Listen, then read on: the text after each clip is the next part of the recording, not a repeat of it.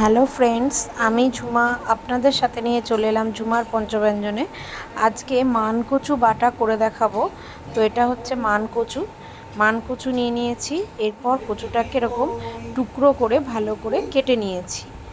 টুকরো করে ভালো করে কেটে নেওয়ার পর এবার এটাকে একটু লবণ দিয়ে ভালো করে মেখে 10 মিনিট রেখে দিতে হবে। এটাকে ভালো করে 10 মিনিট রেখে দেওয়ার পর এবার এটাকে একটা ঝুড়ির মধ্যে নিয়ে ভালো করে এরকম করে চিপে জল বার করতে হবে। এটা 10 মিনিট রেখে দিলে এর থেকে জল বেরিয়ে আসে।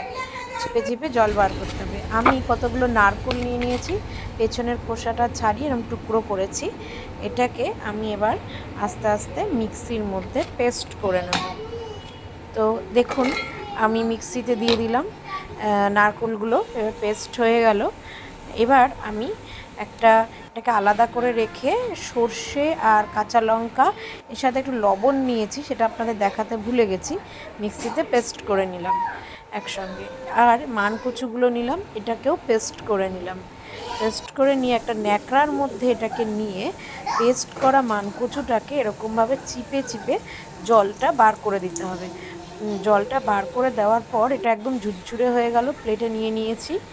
এই ঝুরঝুরে মানকচুটা একদম এটা নিগড়ে জলটা বার করে নেওয়ার পর এর মধ্যে সেই বেটে রাখা সর্ষেটা, যেটার সাথে আমি লবণ কাঁচা লঙ্কা দিয়ে সর্ষে বাটা করেছি, সেই সর্ষে বাটা দিলাম, একটু নারকেল বাটা দিলাম, দিয়ে এবার এর সাথে একটুখানি দেব হচ্ছে সর্ষের তেলটা অল্প একটু দিলাম, দিয়ে এবার এটা ভালো করে মেখে নিতে হবে। মেখে নেওয়ার পর এটা দারুণ টেস্টি মানকচু বাটা গরম গরম ভাতের সাথে এটা খেতে দারুণ লাগে।